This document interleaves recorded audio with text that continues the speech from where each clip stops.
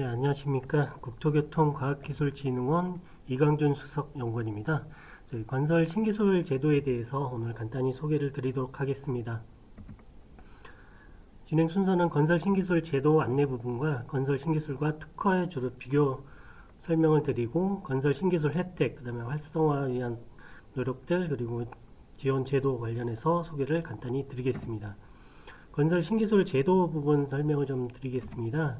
건설 신기술 제도는 취지가 기술 개발자에 대한 인센티브를 부여를 함으로써 기술 개발을 활성화시키기 위한 목적으로 시작이 되었습니다. 그래서 지정 대상은 국내에서 최초로 특정 기술을 개발하거나 기존 건설 기술을 개량한 것으로 신규성, 진보성, 현장 적용성 등이 있다고 판단되는 건설 기술이 되겠습니다. 특허나 이런 부분과의 좀 차이점이 현장 적용성 부분이 평가에 크게 작용한다는 부분이 차이점이 있겠습니다. 크게 지정 분야는 토목, 건축, 기계, 설비 분야로 되어 있고 27개 중분야, 141개 소분야가 제시되어 있습니다. 그래서 신청 당시에 이 분야를 선택을 해서 신청을 하시면 되겠습니다. 네, 건설 신기술 지정 현황과 활용 현황에 대해서 간단히 말씀드리면 1989년 이후 현재까지 890건이 지정되었고 공사 현장에 5만 건 이상 활용이 되었습니다. 그래서 19년 기준이고요. 현재 보호기간 내 유효 신기술은 269건입니다. 그래서 이게 보호기간이 종료된 건들이 상당 부분 있고 계속 신규 건도 추가가 되고 있는 상황입니다. 관련 법령은 건설기술진흥법과 동법 시행령, 시행규칙의 추진 근거가 되어 있고, 상세한 사항은 건설기술진흥업무 운영규정, 그다음에 신기술 평가 기준 및 평가 절차 등에 관한 규정이라고 국토부 고시가 있고요. 신기술 사용 협약 등에 관한 규정, 그다음에 신기술 신제품 통합 인증 요령 등이 있습니다. 기술 개발자의 정의는 기본적으로 국내에서 최초로 기술을 개발하거나 기존 건설 기술을 도입하여 개량한 자로 되어 있고, 연장 신청의 경우는 건설 신기술 지정 증서에 명시된 자만 신청이 가능하십니다. 국가 R&D 성과물의 경우 성과 확산을 위해서 소유권자로부터 기술 실시권 및 신기술 신청에 대한 동의를 받은 자도 신청이 가능하도록 하고 있으며, 신청기술과 관련된 특허, 실용시간 등 지식재산권의 최종 권리자도 신청을 가능하도록 허용하고 있습니다. 추진체계는 국토교통부에서 제도 총괄을 하고 계시고, 저희 국토교통과학기술진흥원에서 심사 관리를 맡고 있습니다. 또한 한국건설교통신기술협회에서는 활용 실적에 대한 접수와 관리 등을 담당을 하고 있습니다. 심사 기준에 대해서 간단히 좀 안내를 드리겠습니다. 저희가 지정심사는 1차 심사, 2차 심사로 진행이 되고, 연장심사는 1차 심사를 면제하고 있습니다.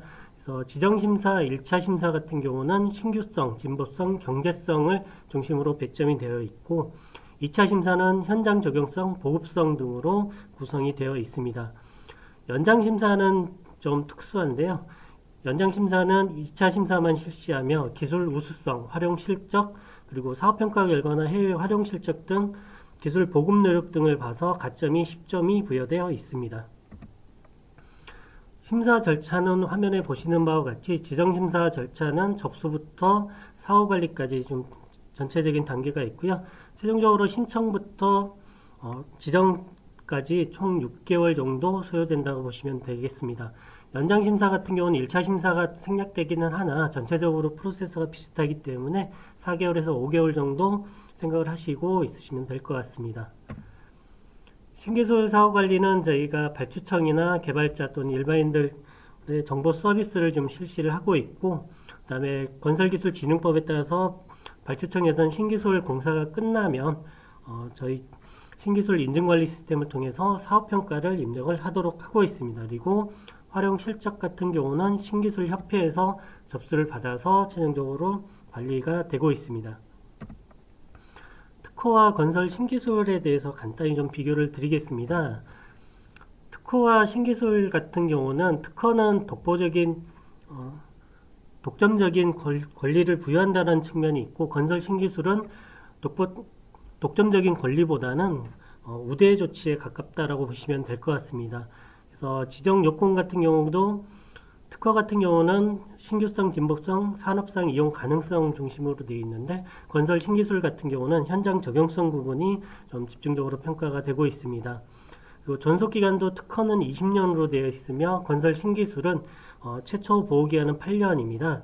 그리고 활용 실적에 따라서 8년 이후에 3년에서 7년까지 연장이 가능하기 때문에 최대 15년을 보시면 될 것 같습니다.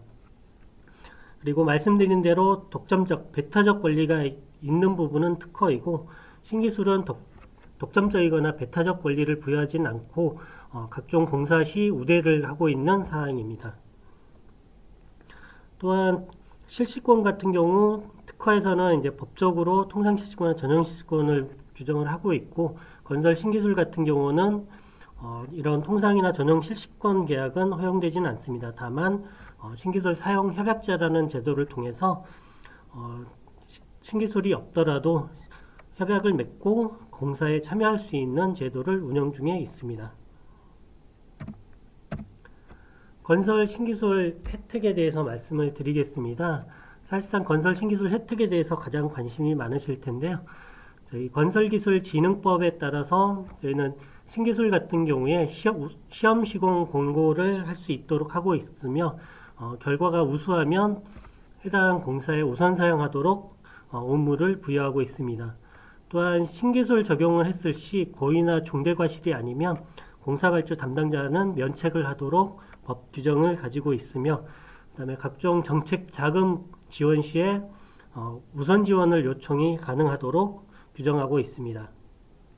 그리고 입찰 PQ 평가에 가점을 부여하는 부분들이 있습니다. 그래서 설계 등 영역업자 평가에서는 개발 실적 부분에서 신기술이 최대 2점까지 또 활용 실적 부분에서 최대 3점까지 해서 지금 점수를 부여하고 있으며 건설 사업관리 영역업자 PQ 평가도 마찬가지로 개발 실적에서 점수를 부여를 하고 있습니다. 그리고 조달청 입찰 참가 자격 사전 심사 기준에서도 평가 항목에 신기술 개발 실적과 활용 실적 부분에서 점수를 부여하도록 하고 있기 때문에 상당한 우대 조치를 하고 있다고 볼 수 있겠습니다. 또한 공공부문 발주청에서는 기술자문위원회 운영 규정 등을 통해서 신기술 특정 공법 심의 시에 신기술 반드시 2개 이상 포함을 하도록 규정하고 있는 곳이 많이 있고요. 그 다음에 심의 선정 시에 기술 평가 점수를 가격 점수에 비해서 좀 높게 반영을 하도록 제도를 개선하여 왔습니다. 국가계약법 또는 기재부 계약 예규 등에 따라서 현재 신기술 같은 경우는 수의 계약이 가능하도록 예외 규정을 두고 있고 또 신기술 등을 포함해서 일반 경쟁 시 반드시 입찰 공고 전에 기술 보유자와 기술 사용 협약을 체결하고 기술료를 지급하도록 관련 규정 등이 정비되어 있습니다. 또한 최근 신기술 활성화를 위해서 각종 노력을 진행을 하고 있고요. 그 다음에 국토관리청 성과관리 계획 등의 신기술 활용 실적을 반영을 해서 평가를 하고 있고요. 그 다음에 신기술 활용 우수자에 대한 표창 등 각종 제도를 운영 중에 있습니다. 건설 신기술 활성화에서 좀 세부적으로 설명을 드리면 신기술 활용 활성화를 위해서 신기술 우선 사용, 담당자 손실 면책, 협약자 제도, 기술 보호 기간 연장 등 활성화를 위해서 지속적으로 노력을 해왔습니다. 따라서 신기술 우선 사용 의무 같은 경우는 건설기술진흥법이 2015년 개정이 됐고 이후 담당자 면책, 신기술 협약제도, 보호기간 연장, 시험시공 지원 등 꾸준히 관련 법 제도를 개선을 해왔습니다. 그리고 주요 건설 신기술 지원 제도에 대해서 좀 소개를 드리겠습니다. 이 부분은 신기술을 신청을 하시기 위한 기업들 또는 신기술이 지정이 되었으나 실적이 없는 기업들을 대상으로 해서 지원하는 제도입니다. 첫 번째 건설기술 시험시공 지원 사업은 저희가 건설 신기술 같은 경우에 현장 적용 실적이 있어야 신청이 가능한데 이 부분에 대한 부분을 좀 지원하기 위해서 저희가 건설 신기술 신청을 위해서 시험시공이나 현장 적용 실적이 필요한 업체를 대상으로 해서 공공부문 발주 현장을 제공을 하고 그 실적을 인정해 드리는 제도입니다. 그래서 1년 중에 1회 내지 2회, 현재는 지금 연간 1회 정도 진행을 하고 있고, 진행 상황에 따라서 2회까지 하는 부분들도 검토를 하고 있습니다. 추진 절차는 저희가 관련해서 건설 신기술 지정 대상이 되는 우수 기술 가진 업체를 모집을 하고 있고, 모집 결과에 따라서 후보기술 선정 심의를 거쳐서 국토교통부에서 발주청 등과 협의를 통해서 최종적으로 대상을 선정을 합니다. 그리고 이 선정된 거에 대해서 공공부문 발주청에서 해당 공사들에 적용을 하도록 그렇게 지원을 하고 있습니다.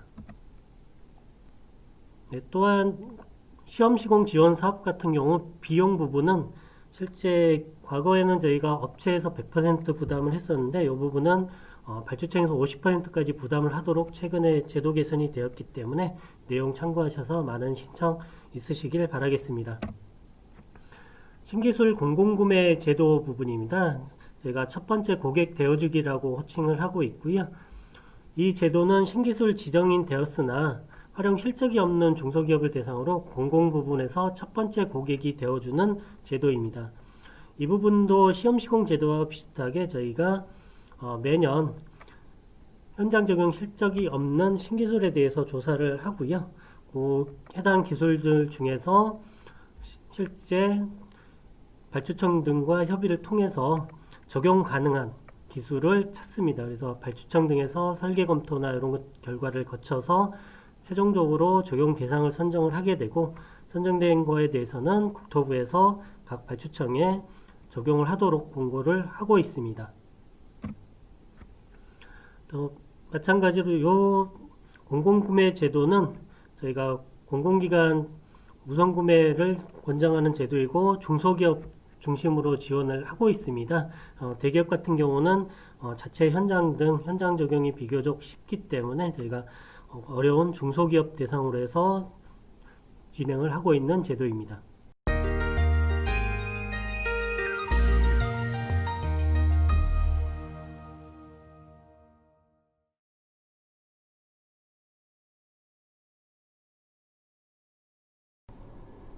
안녕하세요. 신기술 신청서 작성 요령 등에 대해서 말씀드리겠습니다.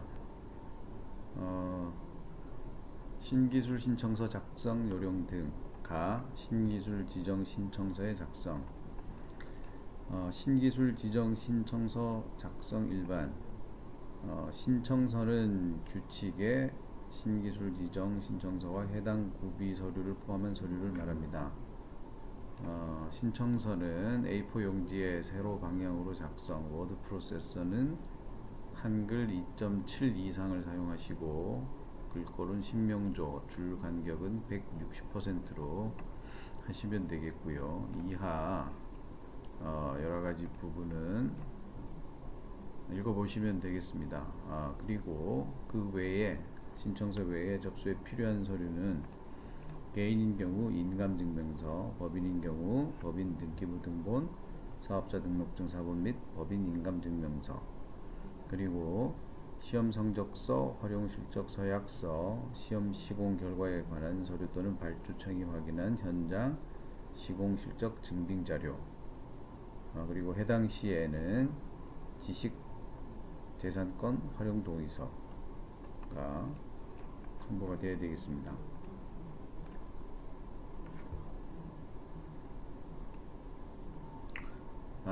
신기술의 명칭은 신청기술의 전체 내용을 알기 쉽도록 함축해서 핵심 용어 20개 단어 이내로 작성하시면 좋겠고요. 명칭에 외국어나 특정 상표명, 개발자의 이름이나 회사명은 쓰지 않으셔야 됩니다. 명칭이 긴 경우에는 홍보 등을 위해 명칭을 함축한 약자로 명기도 가능합니다. 5가지 속성을 이용해서 표현을 하시면 좋은데요. 그 5가지는 구조, 요소 기술, 적용 대상, 적용 방식, 그리고 목적이 되겠습니다. 표현 방법은 매뉴얼의 표를 참조하시기 바랍니다. 그리고 기술을 개발 또는 개량한 자, 상호 또는 법인명은 법인 등기부 등본상의 명칭을 기재하시고 띄어쓰기도 똑같이 하시면 되겠습니다.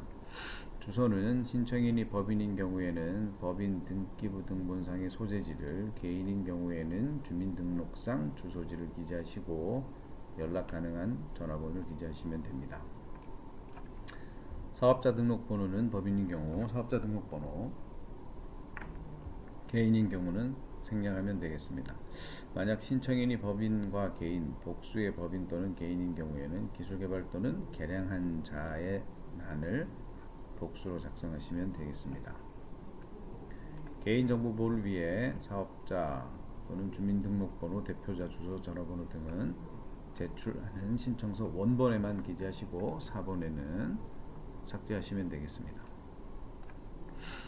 신기술의 내용입니다. 전체적인 기술 내용 중 신청인이 개발 개량한 기술의 핵심 내용을 통상의 기술을 가진 자는 누구나 이해를 쉽게 할 수 있도록 300자 이내로 요약 표기하시면 되겠고요. 예를 들어서 최적의, 최고의 등의 미사 여부와 수식어는 사용이 불가합니다. 신기술의 범위는 신청인이 개발 개량해서 기존의 기술 내용과 차별성이 있는 내용을 간단 명료하게 제시하시는데요.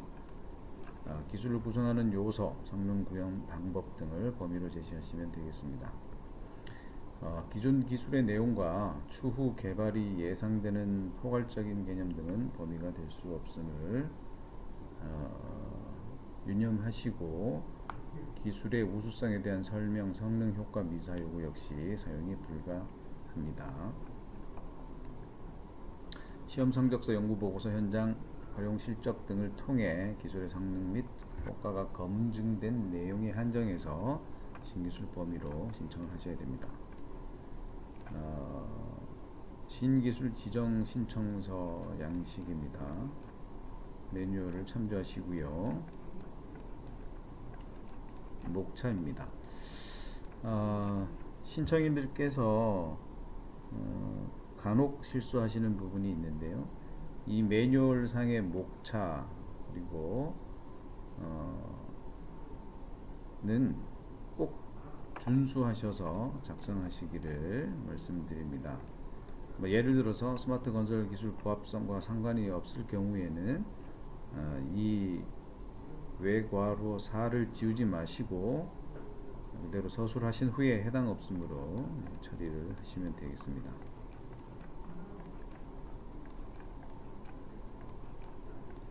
그리고 별책 부록에 가나다라 마바사 목차도 준수하시고 부록에 있는 쪽번호를 신청서의 목차에도 작성을 하셔야 됩니다.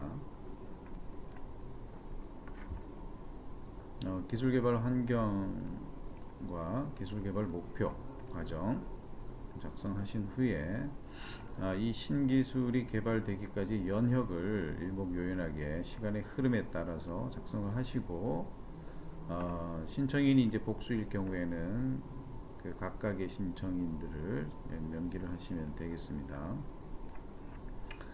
그리고 이제 신청기술 관련 국가연구개발 사업에 참여를 하셨으면은 이 내용을 작성하시고, 참여를 하지 않으신 경우에는 해당 없음으로 표기를 하시면 되겠고요.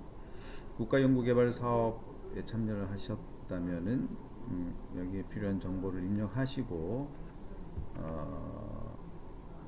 과제가 종료가 되어서 최종 평가를 받으신 경우에는 성공 실패의 공문과 함께 관련된 증빙 자료를 부록에 첨부를 하셔야 됩니다.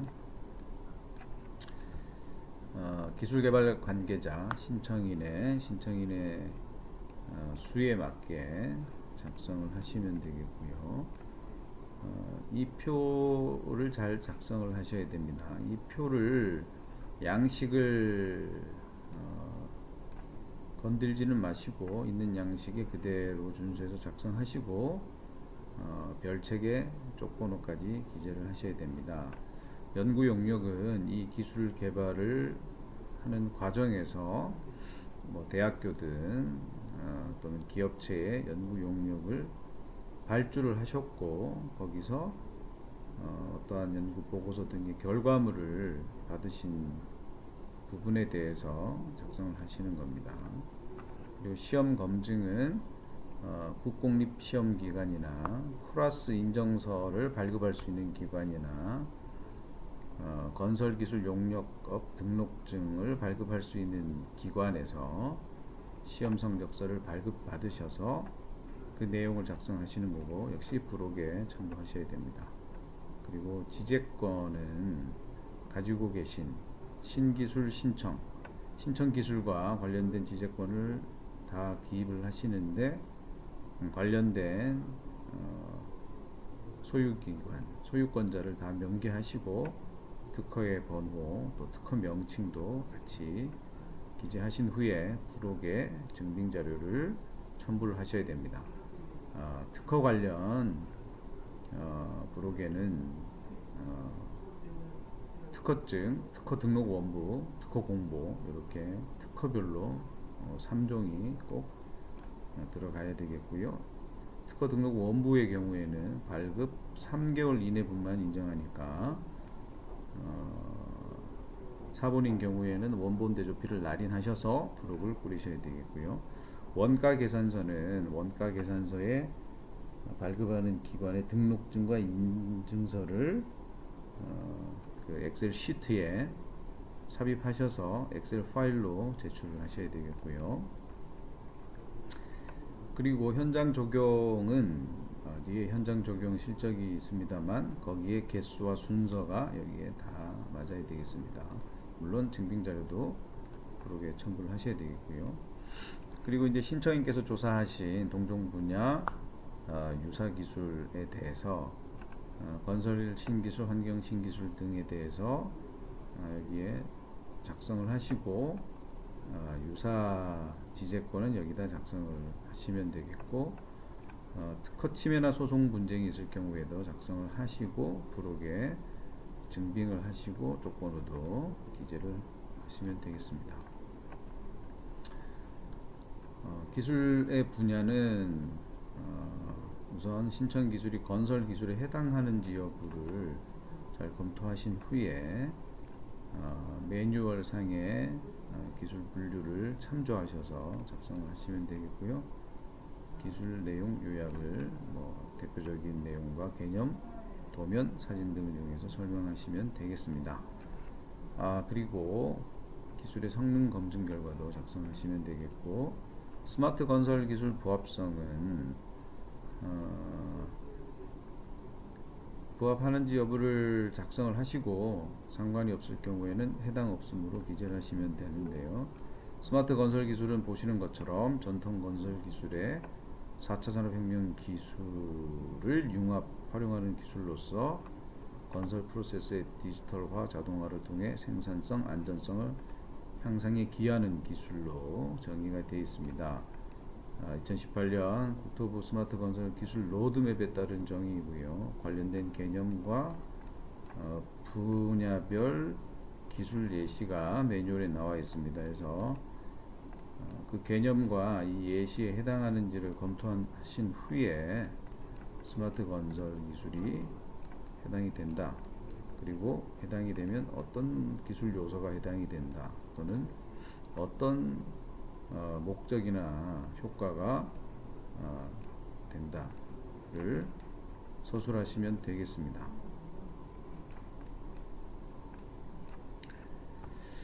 신청 기술의 범위입니다. 범위와 상세 설명을 작성하시고 시공 절차를 기존 기술과 신기술로 구분하셔서 공정이 생략 또는 통합되는 게 보이도록 또는 새로운 공정이 생성되는 게 보이도록 작성을 하시고요.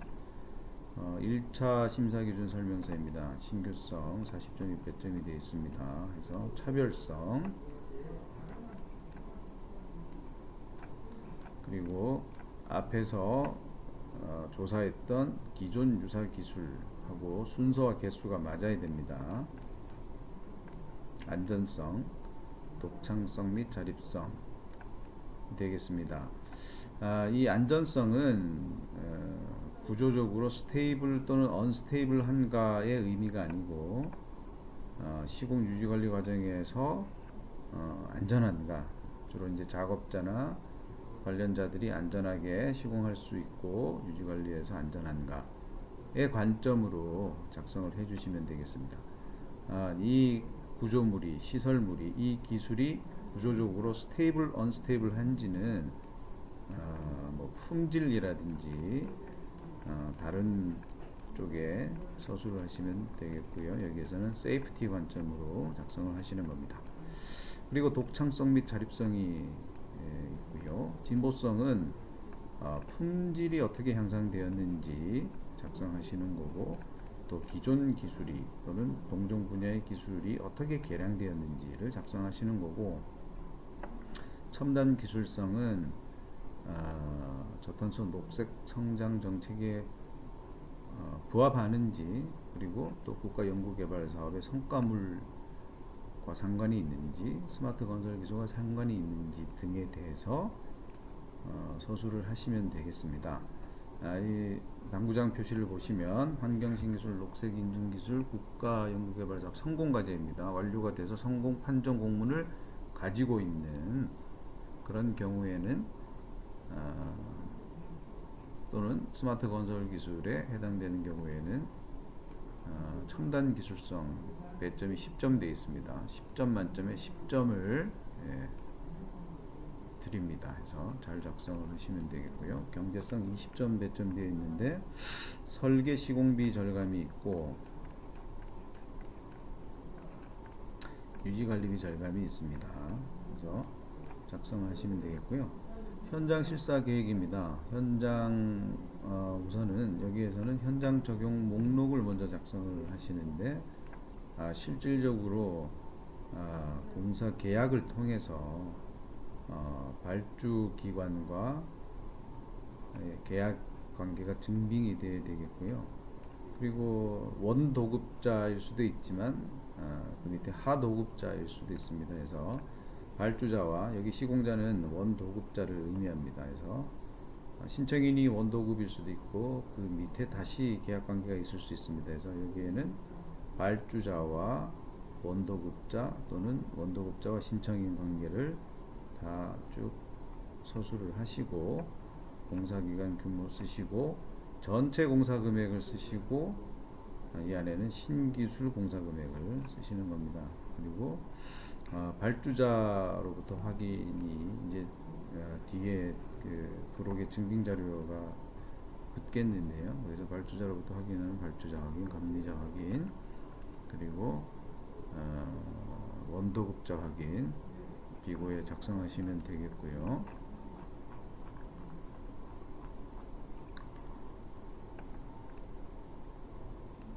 현장 적용 목록 중에 확인 주체가 있는 현장을 기재하고 부록에 해당 증빙자료를 첨부하시면 되겠습니다. 그리고 국가 R&D 결과에 따른 시험 시공 증빙자료도 같이 제시하시고 여기서는 이제 진흥원이 공사별로 발주기관 또는 감리기관에 직접 그 공사 실적에 대한 의견 조회를 하게 됩니다. 그래서 우편 번호와 주소와 연락처, 그리고 실제 연락이 가능한 최소 단위 부서 바로 전화나 메일을 우리가 보냈을 때 연락이 가능한 정보를 주셔야 되겠습니다. 왜냐하면은 여기 들어오는 정보는 진흥원이 직접 다 연락을 해서 그 공사를 통해서 실질적으로 공사가 이루어졌으면 하자는 없었는지, 장단점은 뭔지를 의견 조회하도록 되어 있습니다. 그래서 정확한 정보를 주셔야 되겠고요. 현장 실사 가능 현장입니다. 여기에서는 신청인께서 이 기술을 현장에서 가장 돋보이게 할 수 있는 현장을 기술 특성에 따라서 뭐 준공 현장이 될 수도 있겠고 시공 중 현장이 될 수도 있겠고 또는 제작 공장이 될 수도 있습니다. 신청인께서 판단하셔서 잘 작성을 하시고요. 우선 순위별로 실사 현장에 대한 정보를 입력을 하시고 하시면 되겠습니다. 그리고 현장 실사를 갔을 경우에 주로 어떤 부분을 점검해서 할 건지 네 가지 항목이 있습니다. 신청 기술의 현장 적용 여부, 품질 검증 방법 및 결과, 시방서 및 유지관리 지침서 일치 여부, 구조적 안정성. 여기서 작성하시는 거는 현장 실사에서 확인하는 항목이 되겠습니다. 그래서 신청할 당시에 국공립시험기관 등에서 발급받은 시험 성적서는 이미 제출을 하시는 거고, 여기서는 1차 심사위원회를 통과한 기술에 한해서 현장 실사가 이루어지므로 시험 성적서 등이 아니라 현장에서 직접 측정을 한다든지 육안으로 확인한다든지 등을 작성하시면 되겠습니다.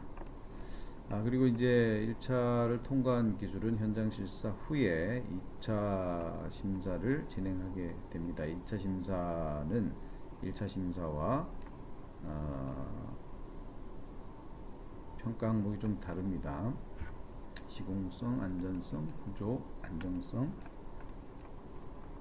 유지관리 편리성, 환경성이 현장 적용성으로 되어 있고요. 보급성에는 시장성과 공익성으로 구분이 되어 있습니다. 그리고 이제 신기술 시방서를 작성을 하시고 유지관리 지침서, 또 기술 사용 자격, 면허, 필요 장비까지 하시면 되겠고요. 혹시 신청인이 보유한 기존 기술이 있으시면 차별성에 대해서 서술을 하시면 됩니다. 그리고 신청 이력이 있으신 경우는 기술을 보완해서 이제 재신청의 경우에는 이 사항을 꼭 작성을 해 주셔야 되겠습니다. 왜냐하면은 재신청의 경우에는 이전에 지적사항이 있고 그게 어떻게 보완됐는지를 면밀하게 검토하기 때문에 잘 작성을 하셔야 되겠고요. 부록에 대해서 말씀드리겠습니다. 아까 말씀드린 대로 부록 별책1의 부록은 목차를 다 그대로 준수하시고요. 지재권에 관한 증빙자료입니다. 그래서 등록원부 또는 출원사실 증명원의 경우 신청일 기준 3개월 이내 발행본을 첨부를 하셔야 되겠고요. 그리고 국가연구개발 사업의 성과의 소유권자로부터 실시권 및 신청 기술에 대한 동의를 받은 경우에는 아래의 내용들을 증빙으로 제출하셔야 되겠습니다. 그리고 국가 R&D 참여 내역이 있는 경우에는 증빙 자료를 여기 보시는 것처럼 협약서, 연차 실적 계획서 요약문, 참여 연구 리스트 등을 첨부하시면 되겠고요. 그리고 품질 검사 전문 기관의 시험 성적서는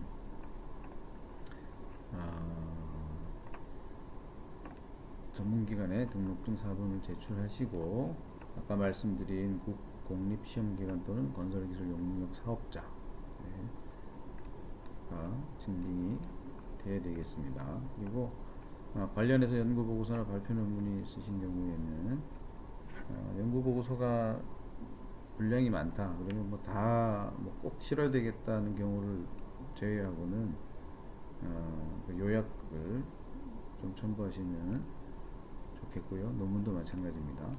그리고 현장 시공 실적 증빙 자료는 앞에 신청서에서 제시하셨던 공사 목록과 순서와 개수 동일하게 제출을 하셔야 되고요.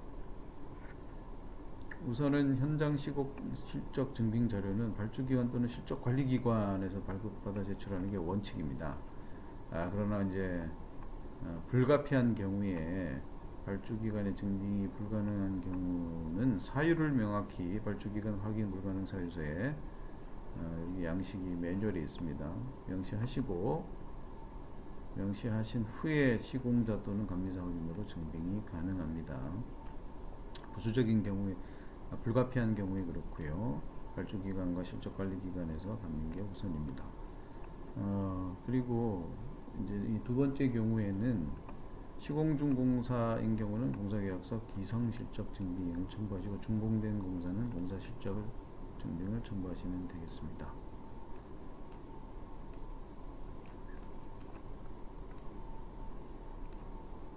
이전에 신청 이력이 있으셔서 보안에서 내신 경우는 불인정에 대한 내용을 첨부를 하시면 되겠고, 처음 신청하신 경우는 해당 없음으로 처리하시면 되겠고요. 기타 증빙 자료는 읽어보시고 해당되는 사항들을 작성하시면 되겠습니다. 원가 계산서는 보시는 것처럼 예정 가격 작성 기준 31조에 의한 원가 계산 용역 기관 요건을 충족해야 됩니다. 그래서 인증서, 등록증 또는 자격요건 심사 결과 통보서를 제시를 하셔야 되고요. 그리고 원가 계산서 엑셀 시트 안에는 관련 가격 정보 전기 간행물을 스캐닝 하셔서 제출을 하셔야 됩니다. 원가 계산서 유효 기간은 발급 일로부터 1년입니다. 기술을 신청하시는 날로부터 1년까지만 원가 계산서가 유효하니까 그 기간을 꼭 기억하시기 바라고요. 양식입니다. 자, 여기까지 지정 신청에 대한 안내를 드렸습니다.